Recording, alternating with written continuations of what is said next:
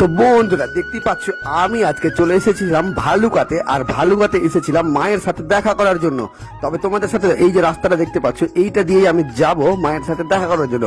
তবে আমার মা এখানে কি করছে এবং কেন এসেছে আমি সবকিছুই বলবো তোমাদের সাথে, তবে ভিডিওটা দেখতে থাকো এবং ওয়াচিং করতে থাকো।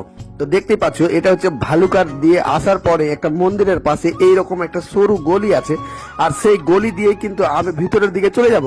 তবে তোমরা দেখতেই পাচ্ছ জায়গাটা কত সুন্দর রয়েছে, আর এখানে কে কে এসেছো অবশ্যই কমেন্টে জানাবে। আর যারা এখান থেকে ভিডিওটা দেখছো অবশ্যই কমেন্ট করতে ভুলবে না বন্ধুরা। তবে দেখতেই পাচ্ছ আমি চলে এসেছি এইখানে। হ্যাঁ, তবে এইটাই হচ্ছে আমাদের মায়ের যেটা নির্মাণ কারখানা, আমি ওখানেই চলে এসেছিলাম। আর নির্মাণ কারখানা বলতে গেলে এটা হচ্ছে আমাদের মনসা যে পুজো আছে সামনে, সেইখানেই এসেছিলাম আমরা।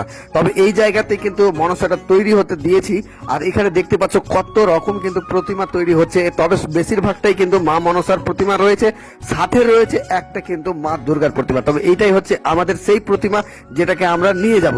তবে তোমরা কিন্তু দেখতে পাচ্ছ সামনে রয়েছে কালী মায়ের প্রতিমা, দুর্গা মায়ের প্রতিমা, অনেক কিছু প্রতিমা রয়েছে। তবে কে কে দেখেছো অবশ্যই কমেন্টে জানাবে বন্ধুরা।